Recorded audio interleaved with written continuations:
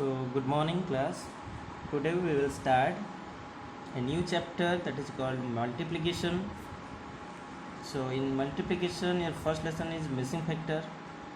So, missing factor को start करने से पहले हम multiplication जैसे आप पहले आपके लास्ट क्लासेस में आपने ऑलरेडी पढ़ चुका होगा कि मल्टीप्लिकेशन कैसे करते हैं, मल्टीप्लिकेशन में जो टर्म्स यूज किया जाता है वो क्या क्या है, उसके नाम क्या है। तो फिर से हम उसे रिपीट कर देते हैं, रिवाइज कर देते हैं। मैंने उसको यहाँ पर एक एग्जांपल के तौर पे लिया है। जैसे कि यहाँ पर आप देख सकते हो कि एग्जांपल में मैंने लिखा है 4 × 9 = 36। तो यहाँ पर एग्जांपल में मैं यहाँ पर लिखा हूँ 4 जो एक मल्टीप्लिकेंड है, 9 जो एक मल्टीप्लायर है और 36 जो है वो एक प्रोडक्ट है। तो मल्टीप्लिकेंड क्या है, मल्टीप्लायर क्या है और प्रोडक्ट क्या है, पहले हम ये जानते हैं। मल्टीप्लिकेंड ये है the number to be multiply is called the multiplicand and the number with which it is multiplied is called the multiplier। और जब हम मल्टीप्लाई करते हैं दो नंबर या फिर दो से कोई ज़्यादा नंबर 2 और 3 और 4 और मोर देन दैट, देन जो हमें आंसर जो मिलता है that is called the product of that number. Okay, तो यहाँ पर जैसे कि मैं ये लिखा हूँ कि 36 जो है वो प्रोडक्ट है, क्योंकि ये दोनों नंबर मल्टीप्लाई करने के बाद हमें जो आंसर मिला वो है 36, जिसे हम प्रोडक्ट कहते हैं। जैसे हम एडिशन करते हैं, एडिशन करने के बाद जो हमें आंसर मिलता है उसे कहते हैं सम। और जैसे हम जब सब्ट्रैक्ट करते हैं, सब्ट्रैक्शन के बाद जो आंसर हमें मिलता है उसे कहते हैं डिफरेंस। वैसे ही जब हम मल्टीप्लाई करते हैं, मल्टीप्लाई करने के बाद जो हमें आंसर मिलता है उसे कहते हैं प्रोडक्ट। ओके, सो अभी हम कंटिन्यू करेंगे कि फैक्टर क्या है, फैक्टर्स क्या है। जैसे कि यहाँ पर आप देख सकते हो What are factors? The numbers that we multiply are the factors of the product। इसका मतलब क्या है? The numbers that we multiply are the factors of the product। The number वो नंबर जिसे हम मल्टीप्लाई करते हैं, जिसके बाद हमें एक प्रोडक्ट मिलता है, तो उस नंबर्स को हम उस प्रोडक्ट के फैक्टर कहते हैं। मतलब यहाँ पर हम एग्जाम्पल देखेंगे तो हमें पता चलेगा। जैसे कि मैंने यहाँ पर एग्जाम्पल 1 में लिखा है 7 × 9 = 63। एग्जाम्पल 2 में मैंने लिखा है 14 × 3 = 42। एग्जाम्पल 3 में मैंने लिखा है 8 × 5 = 40। तो यहाँ पर मैंने 3 एग्जाम्पल लिया है और ये 3 एग्जाम्पल में मैंने क्या बताया है, देखो यहाँ पर। तो एग्जाम्पल 1 में हम देखेंगे तो यहाँ पर 7 और 9 को जब हम मल्टीप्लाई करते हैं तो हमें प्रोडक्ट जो मिलता है वो है 63। तो जैसे मैंने यहाँ पर फैक्टर्स के बारे में बताया कि जो भी नंबर हम मल्टीप्लाई करने के बाद हमें प्रोडक्ट मिलता है तो वो नंबर उस प्रोडक्ट के फैक्टर के हिसाब से जाना जाता है। जैसे कि यहाँ पर 63 एक प्रोडक्ट है, तो इस प्रोडक्ट का फैक्टर क्या है, तो इस प्रोडक्ट का फैक्टर 7 और 9 है। मैंने यहाँ पर लिखा है हियर इन एग्जाम्पल 1 7 और 9 आर द फैक्टर्स ऑफ 63। वैसे ही एग्जाम्पल 2 में अगर हम देखेंगे तो 14 × 3 = 42। तो यहाँ पर हम जब 14 और 3 को मल्टीप्लाई करते हैं तो 42 प्रोडक्ट के हिसाब से हमें मिलता है। तो 42 जो है प्रोडक्ट, उसका फैक्टर्स क्या है, जो नंबर हमने मल्टीप्लाई किया था 42 पाने के लिए, तो वो होगा उसका फैक्टर। तो इसी वजह से 42 का फैक्टर्स क्या है, 14 और 3। वैसे ही मैंने यहाँ पर लिखा है लाइक दैट इन एग्जाम्पल 2 14 और 3 are the factors of 42। In the similar way जब हम 8 × 5 को मल्टीप्लाई करते हैं तो हमें प्रोडक्ट मिलता है 40। तो यहाँ पर 40 जो है प्रोडक्ट, उसका फैक्टर क्या है, 8 और 5। तो मैंने यहाँ पर लिखा है इन the similar way in the example number 3 8 और 5 आर द फैक्टर्स ऑफ 40। सो अभी हम जानेंगे कि कैसे हम मिसिंग फैक्टर निकालें। तो यहाँ पर मैंने एक एग्जाम्पल लिया है, दो example, example number 1 and example number 2। तो यहाँ पर मैंने लिखा है एग्जाम्पल नंबर 1 में 4 × missing number the missing factor = 36। तो 4 में से हम को क्या मल्टीप्लाई करेंगे जिससे हमें 36 मिलेगा। तो इसको हम सिंपली अगर करेंगे तो क्या करेंगे, तो हम सिंपली क्या कर सकते हैं, जब भी हमें ऐसे क्वेश्चन आएगा तो हम प्रोडक्ट के साथ वो नंबर जो दिया जाएगा एक फैक्टर, जैसे कि यहाँ पर 2 फैक्टर है तो दोनों फैक्टर में से एक फैक्टर है और दूसरा नहीं है, मिसिंग है, तो उससे हमें मांग रहा है। तो उस फैक्टर को हम निकालेंगे कैसे, हम सिंपली जो प्रोडक्ट है उस नंबर का, वो दोनों नंबर या वो तीनों नंबर तो वो नंबर का हम जो प्रोडक्ट मिला है उस प्रोडक्ट के साथ हम एक फैक्टर को जब हम डिवाइड कर देंगे तो हमें आंसर मिल जाएगा जो दूसरा फैक्टर। तो यहाँ पर जो दूसरा फैक्टर मतलब यहाँ पर जो आंसर होगा जो दूसरा फैक्टर वो क्या होगा 9। सिमिलरली जब हम ये नंबर करेंगे सेकेंड एग्जाम्पल तो इसका प्रोडक्ट क्या है 63। तो 63 के साथ जो फैक्टर है जो दूसरा फैक्टर तो हमारा मिसिंग है, जो फैक्टर हमें दिया गया है उस फैक्टर को हम उस प्रोडक्ट के साथ जब डिवाइड कर देंगे तो हमें वो नंबर मिल जाएगा जो वो दूसरा फैक्टर हमें आसानी से मिल जाएगा। तो 63 डिवाइडेड बाई 9 तो हमें आंसर क्या आ गया 7। तो ये जो दूसरा फैक्टर होगा वो होगा 7। तो ऐसे ही हम मिसिंग फैक्टर कुछ भी आए तो उसे आसानी से सॉल्व कर सकते हैं। तो वैसे ही हम सॉल्व कर सकते हैं मल्टीप्लिकेशन का मिसिंग फैक्टर। अभी हम मल्टीप्लिकेशन के कुछ प्रॉपर्टीज़ है उस प्रॉपर्टीज़ के बारे में हम सीखेंगे जानेंगे। तो प्रॉपर्टीज ऑफ मल्टीप्लिकेशन, तो यहाँ पर पहले मैंने एक प्रॉपर्टीज लिखा है। फर्स्ट प्रॉपर्टी जो है वो है कम्यूटेटिव प्रॉपर्टी। इस प्रॉपर्टी का मतलब क्या है?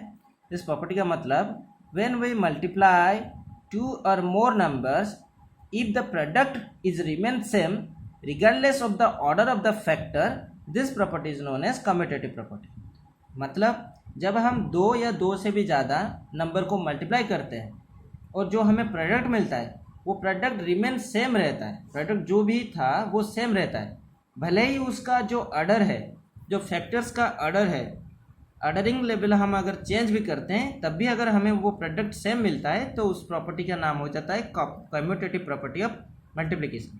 जैसे कि हम यहाँ पर एग्जाम्पल रखा है मैंने, एग्जाम्पल नंबर 1 में आप देख सकते हो 4 × 9 मैंने मल्टीप्लाई किया है। तो 4 × 9 जो है 36, यहाँ पर मल्टीप्लिकेंट 4 है और मल्टीप्लाई 9 है। जब मैं उसका ऑर्डरिंग चेंज कर देता हूँ मतलब 9 जो मल्टीप्लिकेशन था पहले 9 जो मल्टीप्लायर था उसको मैं मल्टीप्लिकेंट कर दिया और 4 जो मल्टीप्लिकेंट था उससे मैंने मल्टीप्लाई कर दिया, तब भी उसका जो प्रोडक्ट मिल रहा है वो सेम मिल रहा है, वही 36 है। तो कम्यूटेटिव प्रॉपर्टी ये कह रहा है जब हम मल्टीप्लाई करते हैं और मल्टीप्लाई करने के बाद जो प्रोडक्ट हमें मिलता है मतलब जो फैक्टर हम पहले मल्टीप्लाई करने के बाद जो प्रोडक्ट हमें मिला है उसका ऑर्डरिंग अगर हम चेंज भी करते हैं तब भी अगर हमारे जो प्रोडक्ट सेम आता है तो वो हो जाता है कम्यूटेटिव प्रॉपर्टी। सेकेंड एग्जाम्पल में आप देखो, जैसे कि मैंने लिखा है 7 × 4 × 3, जो प्रोडक्ट हमें मिला वो है 84। तो उसका जो ऑर्डरिंग है पहले था 7 × 4 × 3, तो अब हमें प्रोडक्ट मिला था 84। जब मैंने इसका ऑर्डर जो था जिस ऑर्डर में पहले था उस ऑर्डर को अगर मैं चेंज भी कर रहा हूँ तो चेंज भी करने के बाद जब मुझे उसका जो आंसर मतलब जो प्रोडक्ट अगर सेम मिल रहा है तो वो हो जाता है कम्यूटेटिव प्रॉपर्टी। ओके, तो उस प्रॉपर्टी जो फॉलो करता है मल्टीप्लिकेशन में वो हो जाता है कम्यूटेटिव प्रॉपर्टी। सिमिलरली अभी हम सेकेंड प्रॉपर्टी के बारे में जानेंगे। सेकेंड प्रॉपर्टी जो है उसे कहते हैं एसोसिएटिव प्रॉपर्टी। एसोसिएटिव प्रॉपर्टी क्या है? जो एसोसिएटिव प्रॉपर्टी होता है when 3 or more numbers are multiplied the product is same regardless of the grouping of the factors, that property is known as associative property। मतलब जब हमें 3 या 3 से भी ज़्यादा नंबर को मल्टीप्लाई करते हैं, मल्टीप्लाई करने के बाद जो प्रोडक्ट हमें मिलता है उस प्रोडक्ट अगर सेम रहता है भले ही उसका जो ग्रुपिंग किया जाता है वो ग्रुपिंग अगर चेंज किया जाता है फिर भी उसका प्रोडक्ट सेम रहे तो वो हो जाता है एसोसिएटिव प्रॉपर्टी। ओके, यहाँ पर मैंने ग्रुपिंग नहीं किया है, यहाँ पर ग्रुपिंग किया जाता है। एसोसिएटिव प्रॉपर्टी में ग्रुपिंग किया जाता है, कम्यूटेटिव प्रॉपर्टी में ग्रुपिंग नहीं किया जाता है। तो यहाँ पर एग्जांपल देखो, तो एग्जांपल लिखा गया एग्जांपल नंबर 1 2 × 4 × 7। तो पहले वाले जो दो नंबर्स है दो फैक्टर्स है उसको मैं ग्रुपिंग किया हूँ, ब्रैकेट के अंदर रखा हूँ, और तीसरा जो फैक्टर है उसको मैंने ब्रैकेट से बाहर रखा है। तो इसका जो आंसर हम देखेंगे तो 2 × 4 जो वो हो गया 8 × 7 हम करते हैं तो 56 आ जाता है। वैसे ही जब हम उसको दूसरे तरीके से ग्रुपिंग करते हैं मतलब पहले मैंने 2 × 4 को ग्रुप किया था, ब्रैकेट के अंदर रखा था। सेकेंड्स में देखो, सेकेंड में मैंने 4 × 7 उसको मैंने ब्रैकेट में रखा है और 2 को बाहर रखा है ब्रैकेट के। तब भी हम जब मल्टीप्लाई करते हैं तो हमारे प्रोडक्ट हमारे सेम मिलता है जैसे मैंने पहले मिला था इस एग्जाम्पल में। इस एग्जाम्पल में जैसे मैंने मल्टीप्लाई किया था मिला था, वैसे ही यहाँ पर भी हमारे ग्रुपिंग करने के बाद अलग अलग ग्रुपिंग के बाद भी उसका जो प्रोडक्ट है वो सिमिलर आ रहा है। ओके, अभी हम दूसरा एग्जांपल अगर देखेंगे 4 × 3 × 6। तो यहाँ पर 4 और 3 को मैंने ग्रुपिंग किया है ब्रैकेट के अंदर और 6 को बाहर रखा है।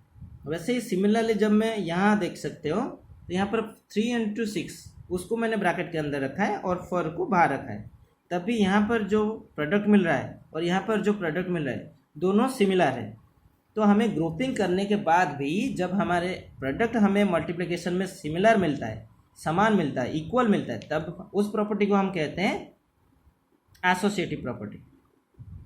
मल्टीप्लिकेशन में जो थर्ड प्रॉपर्टी है उससे कहते हैं मल्टीप्लिकेशन प्रॉपर्टी ऑफ जीरो। तो उस प्रॉपर्टी में क्या है, the product of zero and any number is always zero. मतलब जब हम जीरो को किसी भी नंबर के साथ मल्टीप्लाई करते हैं तो उसका जो आंसर आएगा वो हमेशा जीरो आएगा। तो जीरो के साथ जब मैं 5 मल्टीप्लाई करता हूँ, यहाँ पर एग्जांपल में आप देखो, जीरो के साथ जब मैं 5 मल्टीप्लाई कर रहा हूँ तो उसका आंसर जीरो आ रहा है, और जीरो के साथ जब मैं 9 मल्टीप्लाई कर रहा हूँ तब भी उसका आंसर जीरो आ रहा है, और 19 के साथ भी जब मैं जीरो मल्टीप्लाई कर रहा हूँ तो उसका आंसर आ रहा है जीरो। तो इसका मतलब ये हुआ जब भी मैं किसी भी नंबर को जीरो के साथ मल्टीप्लाई कर रहा हूँ तो उसका जो प्रोडक्ट है वो हमेशा जीरो होगा। तो ये हो जाता है मल्टीप्लिकेशन प्रॉपर्टी ऑफ जीरो। अभी जो चौथा प्रोडक्ट है, fourth property of multiplication, that is called multiplicative property of one. तब हम देख सकते हैं the product of any number with one is the number itself. मतलब क्या है इसका, कि जब भी हम कोई भी नंबर को वन के साथ मल्टीप्लाई करते हैं तो उसका प्रोडक्ट हमेशा वही नंबर होगा जिसको हमने वन के साथ मल्टीप्लाई किया था। जैसे कि यहाँ पर एग्जांपल में मैंने कुछ किया है, जैसे कि यहाँ पर मैंने 19 को 1 के साथ मल्टीप्लाई किया तो उसका आंसर क्या आया, प्रोडक्ट क्या आया, 19 आया। मतलब जब मैं किसी भी नंबर को 1 के साथ मल्टीप्लाई करता हूँ तो उसका प्रोडक्ट हमेशा वो सेम नंबर ही आएगा जिसको मैंने 1 के साथ मल्टीप्लाई किया था। तो 19 इंटू 1 इज इक्वल टू 19। जैसे आप देख सकते हो कि मैंने 19 को 1 के साथ मल्टीप्लाई किया तो मेरा जो प्रोडक्ट आया वही 19 ही आया। वैसे ही जब मैं 5 के साथ 1 मल्टीप्लाई करता हूँ तो मेरा प्रोडक्ट वही 5 आ रहा है। 100 के साथ 1 मल्टीप्लाई करता हूँ तो उसका भी आंसर 100 आएगा। सॉरी, मैंने यहाँ पर 1 लिखा था। तो जिसको मैं 1 के साथ मल्टीप्लाई करता हूँ तो वो आंसर हमेशा वही नंबर ही आएगा। सिमिलरली जब मैं 0 को 1 के साथ मल्टीप्लाई कर रहा हूँ तो 0 आ रहा है। तो किसी भी नंबर को अगर मैं 1 के साथ मल्टीप्लाई करूँ तो उसका आंसर हमेशा वही 1 आएगा। ओके, यहाँ पर जो मैं नंबर सीक्वेंस लिखा था तो यहाँ पर आपको कन्फ्यूजन थोड़ा होगा, तो इससे आप ऑर्डरिंग को थोड़ा क्रॉस करता हूँ मैं आपके लिए।